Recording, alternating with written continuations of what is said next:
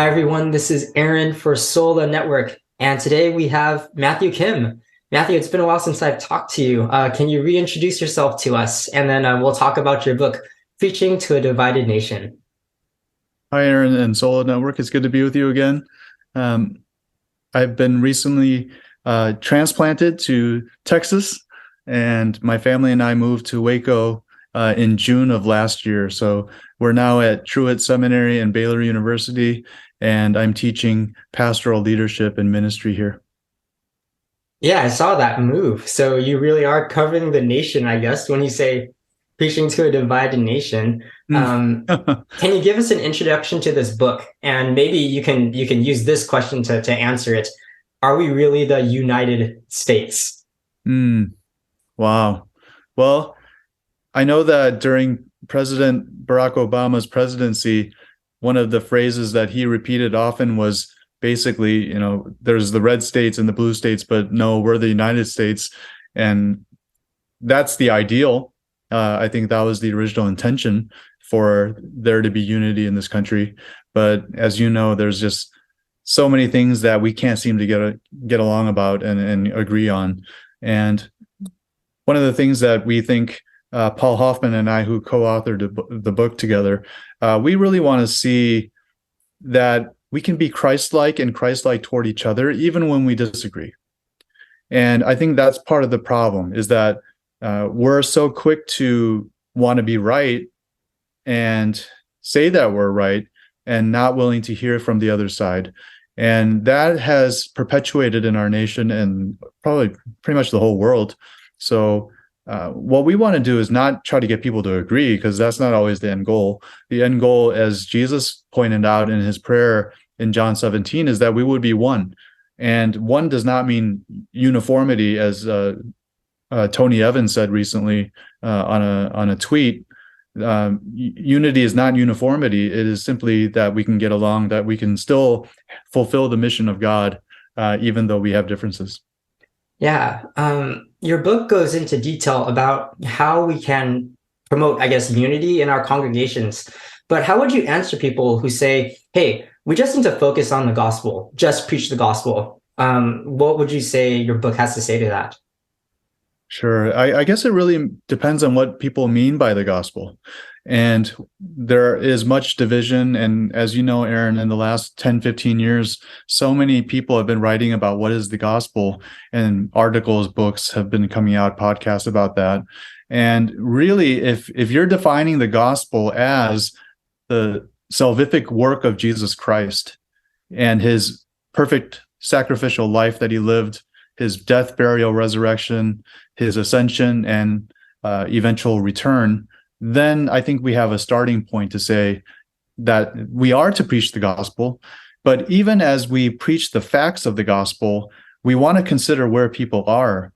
So when we say just preach the gospel, oftentimes we just mean don't consider race, don't consider politics, don't consider ethnicity, don't consider class or gender.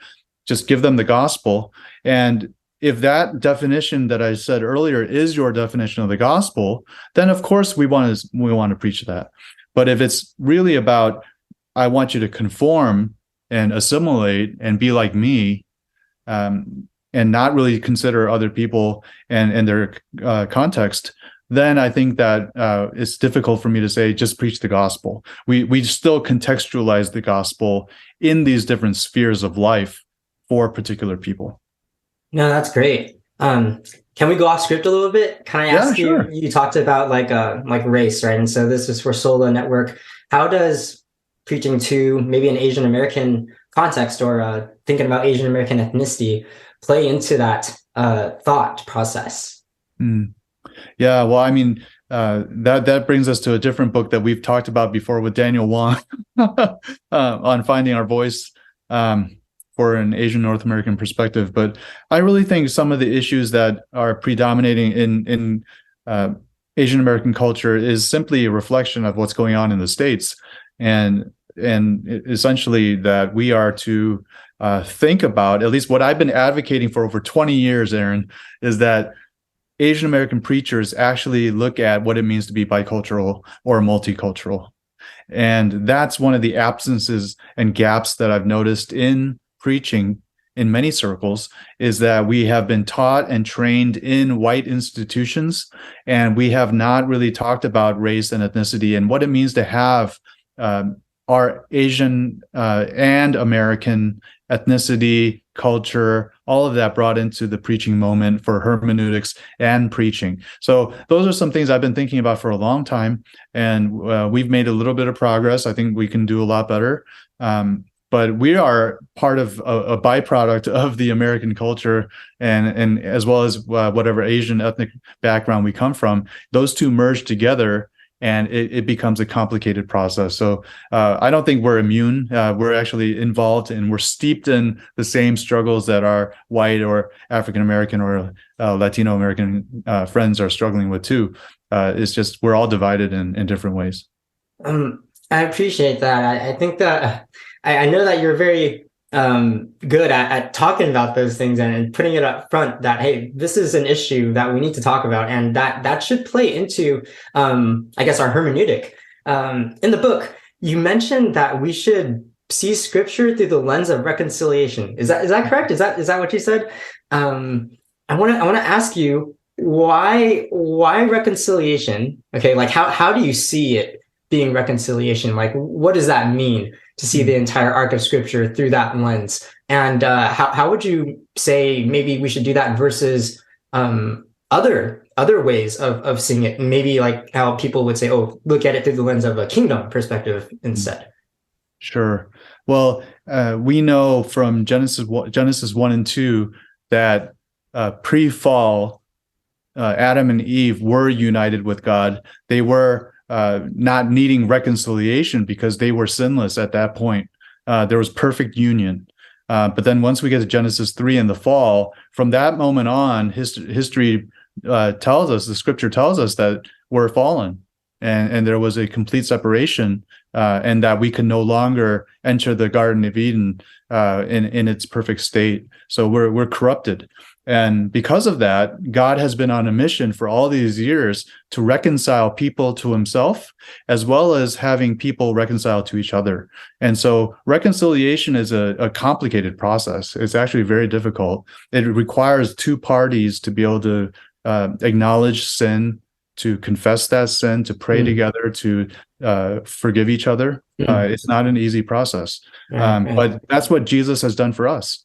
And we see passages like 2 Corinthians 5:17-21 talking about the ministry of reconciliation. So God has always been on this mission since the fall to reconcile us to himself as well as to each other. So there are, you mentioned kingdom. Yes, that's one of the lenses that we can think about and talk about, and it has been addressed. We do mention kingdom a few different times in the book, but right. You're right that the overarching theme that we go for in the book is reconciliation. Yeah, I saw that it was mentioned early on. That's why I said you said look at it through the lens of reconciliation early. To go off script again, how have you seen that maybe impact your own life personally, or maybe your own preaching ministry, or maybe your own students or your own people when you look at it through that lens specifically? Yeah, good question. I would say that some of the things that I've noticed in culture of North American churches and also Asian American churches is that we are good at theologizing at a high level and talking about doctrine, and these are all important matters, of course. And there's first level doctrines that are concerning the virgin birth of Jesus and the Trinity, and that Jesus was perfect and he was human and divine.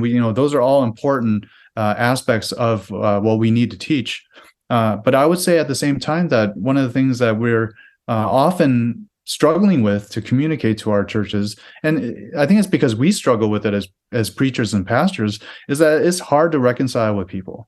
And there are people that we don't like. I'll just be honest. There are people who don't like us. Yeah. And I still remember as a pastor, sometimes, you do, I call them praying unholy prayers. And what I mean by that is praying that people will, find another church more attractive than our own. And that God would maybe send them a different direction. Yeah. But that's part of being human. We're not always going to love each other, like each other. And so this theme of reconciliation needs to come up often because we're so divided, and we're divided in our churches, in our pastoral staffs, on our pastoral staffs, and different leadership aspects. So, yeah, reconciliation, I think, is a theme that comes up pretty frequently in Scripture. And when it does, I think it'd be an opportune moment to speak on those things. Yeah. Okay, one more question until our last one. So you mentioned President Barack Obama's presidency, but how do you see this book being relevant for the future? Let's just put it out there. Why does this book still matter? Mm-hmm. Yeah, well, I think division is not going to slow down.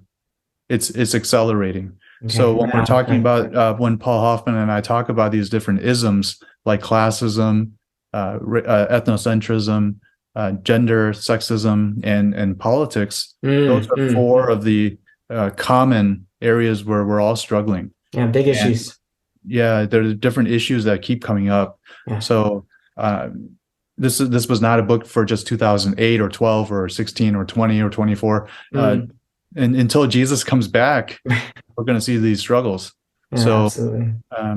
So in that way, one thing I wanted to clarify, Aaron, is that we're not asking for preachers to think about this and preach about this every week. That would be really disastrous. Right, that would be horrible. Yeah. Sure. Rather, what we're trying to encourage people to do is look at the passage that you're preaching on, and if one of the isms does come up, that would be a helpful time to address it rather than shy away from it. But we're not trying to create necessarily sermon series on all these isms. We're not trying to preach about it every week because it is such a battle to even preach about one of them. Sure, and sure. Maybe once a year, twice a year, as you prayerfully consider your text and you talk to your leadership, you pray about it, you have the entire church pray about it even. Right. And from that, you're able to discern whether or not this would be a good thing to preach about. No, absolutely. That's a good point that you make. You are very for let the text dictate what's going to be said from the pulpit. And we'll talk about that in our next conversation probably. But maybe one more question for this one. Can preaching really change people? This is really like the heart of your book, right? Is that we're preaching for change, right? And is preaching enough? Maybe that's the better question I should be asking. Is preaching enough to change and to heal a divided nation? Sure. Well, I don't think it's enough by itself, and neither does Paul, my co-author. We don't think just preaching a grand slam sermon on politics is going to save the world and save all of us. Yeah, just one sermon, right? No, that's not how it works. But we do think that it casts a vision as a leader to be able to say, we might be divided on these different topics or issues, but we're one church and we're one denomination and we're one, et cetera. And then that, that transformation that can happen is really a result of leadership. It's good leadership and saying, here are the ways that we're doctrinally the same. We're united in these different things, and we give the examples of, the Great Commandment, Great Commission. These are the two Great Commandments and the Great Commission, as and others that are the central backbone of the Christian faith. And from those, we're able to branch out into these different areas where we're going to be divided. And so preaching does not solve everything. It's one aspect of leadership that helps us think about these things. And further, you might want to talk about these things in a small group. You might want to talk about these as you pray together. This dictates how we love our neighbor as ourselves as we go to soup kitchens and help other people. So there's so many different aspects to this, and preaching is just one aspect. And it's really about being a good pastor. And pastoring your people so that you can have a more unified focus in your ministry. Wow. Thank you so much, Matthew. Your review, or my review, is on our website. I'll link to it. And it's going to be a great resource for all of the pastors that we have at SOLA and anybody who's interested in this. And I think this convo will further help others as well. Thanks so much for your time. Oh, I love being on SOLA and with you, Aaron, and I appreciate your ministry and what SOLA is doing on behalf of so many. So thank you for your time.